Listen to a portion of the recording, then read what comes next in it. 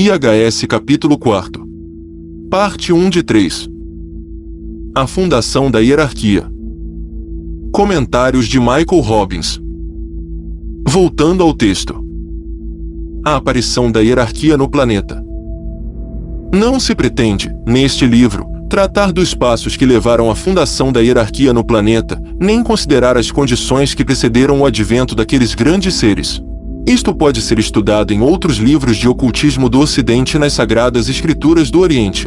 Basta, para o nosso propósito, dizer que em meados da época lemuriana, há aproximadamente 18 milhões de anos, ocorreu um grande evento que significou, entre outras coisas, os seguintes desenvolvimentos.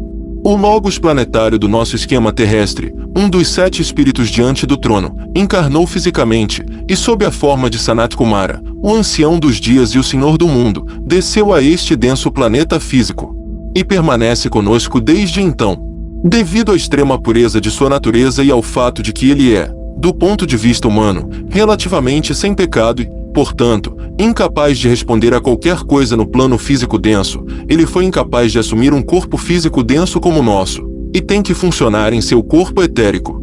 Ele é o maior de todos os avatares, ou seres vindouros, pois ele é um reflexo direto daquela grande entidade que vive, respira e funciona através de todas as evoluções neste planeta, mantendo tudo dentro de sua aura ou esfera magnética de influência.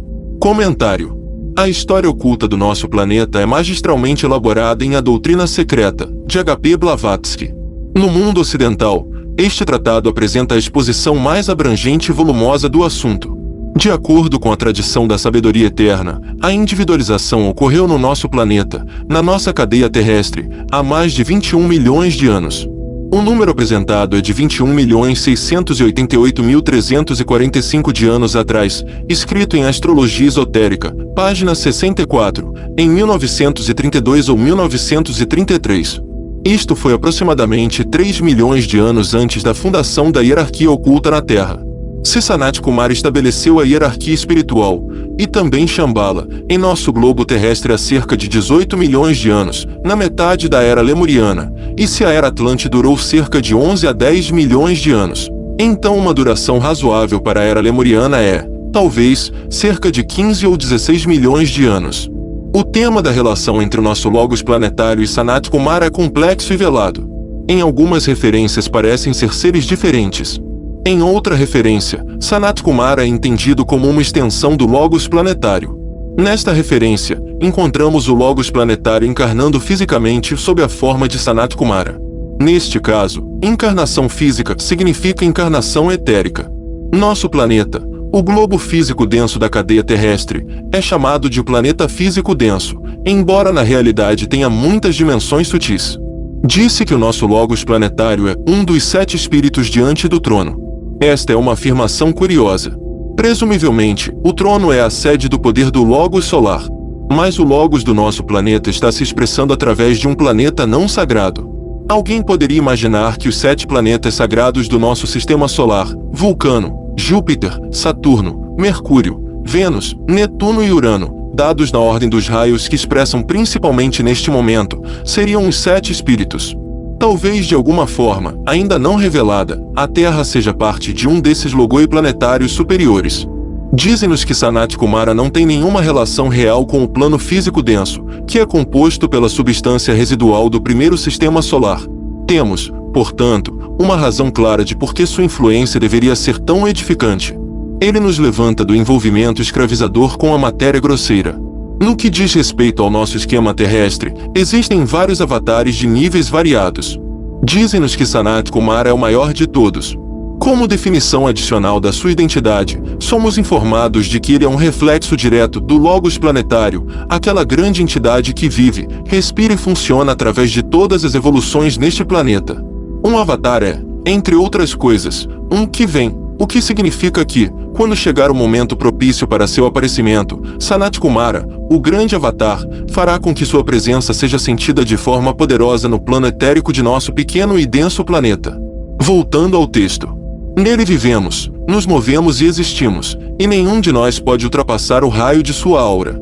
Ele é o grande sacrifício, que deixou a glória dos lugares altos e por causa da evolução dos filhos dos homens tomou sobre si uma forma física e foi feito à semelhança do homem. Ele é o observador silencioso, no que diz respeito à nossa humanidade imediata, embora literalmente o próprio Logos planetário, no plano superior de consciência onde ele funciona, seja o verdadeiro observador silencioso no que diz respeito ao esquema planetário. Talvez pudesse ser afirmado assim, que o Senhor do Mundo, o Iniciador único, ocupa o mesmo lugar em conexão com o Logos planetário que a manifestação física de um mestre ocupa para a mônada desse mestre no plano monádico. Em ambos os casos, o estado intermediário de consciência foi substituído, o do ego ou eu superior, e aquilo que vemos e conhecemos é a manifestação direta autocriada do próprio Espírito puro. Daí o sacrifício. Deve-se ter aqui em mente que no caso de Sanat Kumara há uma tremenda diferença de grau, pois seu ponto na evolução está tão adiantado em relação ao de um adepto quanto o desse adepto está à frente do homem animal. Isso será um pouco elaborado na próxima sessão do nosso assunto. Comentário. Há vários daqueles em quem vivemos, nos movemos e existimos, o Logos planetário, o Logos solar e também Sanat Kumara. É significativo que não possamos ultrapassar o raio de sua aura. Aparentemente, demorará algum tempo até que possamos viajar com facilidade para outros planetas, como muitos de realização espiritual relativamente medíocre afirmam fazer ou fizeram, sem dúvida relatando experiências astrais. O termo grande sacrifício é exclusivamente dele, no que diz respeito a nós, neste planeta. O termo glória é usado para descrever o estado de energia elevado do qual ele desceu para ajudar os seres inferiores do nosso planeta. Mais tarde, em um tratado sobre o fogo cósmico, somos informados de que Sanat Kumara veio ao nosso planeta, o quarto globo da quarta cadeia do quarto esquema, através do segundo globo, o globo de Vênus da segunda cadeia do quarto esquema. Alguns disseram que ele realmente desceu do verdadeiro planeta Vênus. O tibetano esclarece a questão, falando da origem deste grande ser, Sanat Kumara, como aquela parte do nosso esquema terrestre que está especialmente sintonizada com o esquema de Vênus. É significativo que se diga que Sanat Kumara foi feito à semelhança do homem. Isso pode ser literal e gloriosamente verdadeiro. Provavelmente a forma de Sanat Kumara, a forma etérica usada no plano etérico, é o protótipo ideal para todos os seres humanos. Embora Sanat Kumara seja chamado de observador silencioso, entendemos que esse termo deve ser aplicado especificamente ao Logos planetário do nosso planeta. Há uma grande discrepância entre o status espiritual de Sanat Kumara e o do mestre de sabedoria comum. Dizem-nos que Sanat Kumara é tão elevado em relação a um mestre quanto esse mestre é elevado acima do homem animal. Entre o homem animal e um mestre existem 5 iniciações e milhões de anos de experiência humana tateante. Adicionando 5 iniciações ao nível iniciático de um mestre, significaria que Sanat Kumara é um iniciado de 10º grau? Isto é pura especulação, e provavelmente o estatuto de Sanat Kumara nem sequer pode ser expresso em termos do sistema de iniciações da humanidade, pois a sua experiência em sistemas solares anteriores é extensa, e um mestre é, na maioria dos casos, o produto deste sistema solar. Outra proporção é dada, Sanat Kumara está para o Logos planetário assim como a manifestação física do mestre está para a mônada do mestre no plano monádico. Este é um estiramento considerável e parece elevar o status de um Logos planetário quase além dos nossos poderes de realização. Será que o tibetano considera Sanat Kumara uma espécie de Mayavirupa do Logos planetário? De certa forma, Sanat Kumara é espírito em manifestação. Puro e livre nos planos mais elevados do nosso plano físico cósmico, ele está se forçando a suportar um confinamento muito opressivo dentro da natureza material do globo terrestre, pelo bem do nosso pequeno planeta. Temos uma ideia dos milhões de anos necessários para transformar um homem animal em mestre. Quanto tempo leva para transformar um Kumara em mestre? Poderíamos imaginar que isso não será feito neste Mahamanvantara. É difícil e demorado transformar um mestre em um solar Pitri, anjo solar. Os Pitris solares, os mais elevados deles, podem mais tarde se tornar seres como Sanat Kumara é agora. Começamos a compreender algo sobre a posição e o status do grande ser que zela pela humanidade e pela Terra. Há alguns estudantes que falam de Sanat Kumara quase pelo primeiro nome, como se a conversa diária com ele, em Shambhala, não fosse nada de extraordinário. Na verdade, isto é uma impossibilidade, e um sentido de proporção mais verdadeiro corrigiria a tendência. Voltando ao texto. Com o ancião dos dias veio um grupo de outras entidades altamente evoluídas, que representam seu próprio grupo kármico individual e aqueles seres que são o resultado da natureza tripla do Logos planetário. Se assim pudermos expressar, eles incorporam as forças que emanam dos centros da cabeça, do coração e da garganta, e vieram com Sanat Kumara para formar pontos focais de força planetária para ajudar no grande plano para o desenvolvimento autoconsciente de toda a vida. Os seus lugares têm sido gradualmente preenchidos pelos filhos dos homens à medida que se qualificam, embora isto inclua muito poucos, até recentemente, da nossa humanidade terrena imediata. Aqueles que agora constituem o grupo interno em torno do Senhor do Mundo foram recrutados principalmente nas fileiras daqueles que foram iniciados na cadeia lunar, o ciclo de evolução anterior ao nosso, ou que entraram em certas correntes de energia solar, astrologicamente determinada, de outros esquemas planetários, mas aqueles que triunfaram em nossa própria humanidade estão aumentando rapidamente em número e ocupam todos os cargos menores abaixo do grupo esotérico central dos 6, que, com o Senhor do Mundo, formam o coração do esforço hierárquico. Comentário. Aqui o tibetano está falando da vinda dos vários Kumaras junto com Sanat Kumara. Ele está discutindo particularmente os 3 Kumaras que cercam Sanat Kumara e que são chamados alternativamente de Budas da atividade. Em várias partes do ensinamento somos informados de que existem 105 Kumaras, sendo Sanat Kumara presumivelmente o 105º. Como também existem 3 Kumaras esotéricos, o número é elevado para 108. Este número é extremamente importante nas escrituras védicas e hindus, e o projeto de templos hindus é frequentemente realizado com este número em mente. O número 108 soma 9, o que revela sua completude, sendo 9 o número de um ciclo completo. Em outras partes do ensinamento, a relação de Sanat Kumara com os 3 Budas da atividade é explorada mais detalhadamente. Parece que estes 3 Budas eram logoi planetários num sistema solar anterior e estavam associados a Sanat Kumara naquela época. No último sistema solar eles eram os logoi planetários de 3 planetas nos quais o princípio da mente atingiu seu estágio mais elevado de desenvolvimento. É interessante considerar que Sanat Kumara, e os Kumaras esotéricos e esotéricos que estão associados a ele, podem ser considerados o resultado da natureza tríplice do Logos planetário. A palavra resultado sugere a palavra emanação.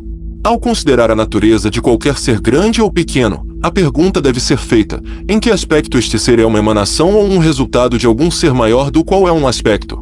De uma certa perspectiva, nenhum ser no cosmos é auto-originado, e mesmo o maior de todos os seres cósmicos, chamemos esse ser de Logos universal, é a emanação ou resultado disso, o único ser por existente.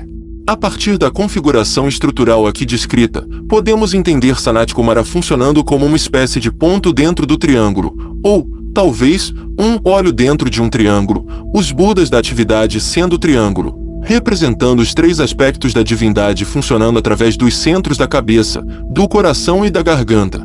Os Kumaras originais que acompanharam Sanat Kumara moveram-se gradualmente para outras esferas de oportunidades e os seus lugares foram gradualmente preenchidos pelos filhos dos homens, principalmente, no entanto, pela humanidade da cadeia lunar, em vez da nossa verdadeira humanidade da cadeia terrestre. A humanidade da cadeia lunar, tendo iniciado a sua peregrinação numa data muito anterior à humanidade da cadeia terrestre, é naturalmente, em regra, mais desenvolvida. Mestre Deka fala em preencher os seus lugares. Estamos falando aqui de lugares em Shambhala ou de lugares dentro da hierarquia? A última possibilidade parece mais lógica para a humanidade da cadeia terrestre, já que até mesmo Cristo, a mônada da humanidade da cadeia terrestre em desenvolvimento mais rápido, apenas durante os últimos 2000 anos se tornou membro de Shambhala, presumivelmente datando de sua experiência no jardim do Getsemane quando ele aceitou a vontade divina como sua, passando assim pela 6ª iniciação. Este parágrafo é fascinante por revelar a natureza daqueles que trabalham com Sanat Kumara em Shambhala. Há também muito mais nas declarações feitas do que aparenta. Dizem-nos que os atuais Budas de atividade eram logoi planetários num sistema anterior. Certamente não podem os seus lugares serem ocupados gradualmente por aqueles que eram simplesmente iniciados humanos na cadeia lunar. Que alguns iniciados humanos da cadeia lunar tenham feito seu caminho para Shambhala parece razoável, mas que qualquer um desses iniciados deva ser incluído no grupo dos 6 em torno do Senhor do Mundo parece uma impossibilidade, dado o exaltado status desses 6. Provavelmente, existem cargos relativamente maiores e relativamente menores sob Sanat Kumara e o grupo dos 6. Aqueles que agora compõem o grupo interno em torno de Sanat Kumara, um grupo maior que o grupo dos 6, poderia ser entendido como ocupando cargos relativamente importantes em Shambhala sob o grupo dos 6. Eles vieram da cadeia lunar. Aqueles da humanidade da cadeia terrestre que estão avançando podem ser entendidos como funcionando através de processos relativamente inferiores dentro da hierarquia. Temos assim Sanat Kumara, chefe do conselho interno em Shambhala, 3 Budas esotéricos, membros não revelados do grupo dos 6, 3 Budas esotéricos, os Budas da atividade, também membros do grupo dos 6, mais conhecido que o grupo interno dos 3. Iniciados da cadeia lunar, atualmente parte do grupo interno em torno de Sanat Kumara, mas não parte do grupo dos 6. Iniciados da cadeia terrestre, preenchendo gradualmente cargos menores, talvez em relação a Shambhala, mas especialmente dentro das fileiras da hierarquia. Existe uma área nos níveis superiores da hierarquia que parece sobrepor-se a Shambhala. Existem mestres que são membros da hierarquia e de Shambhala. Os iniciados mais avançados da nossa humanidade na cadeia terrestre podem muito bem ser aqueles que estão focados nesta área. Também somos informados daqueles que vieram através de certas correntes de energia solar, determinadas astrologicamente, de outros esquemas planetários. Estas entidades também fazem parte do grupo interno em torno de Sanat Kumara. A implicação é que eles são mais avançados do que os iniciados da cadeia terrestre. Notamos o fato de que o grupo esotérico central dos 6 forma o coração do esforço hierárquico. Muito depende de como a palavra coração está sendo usada.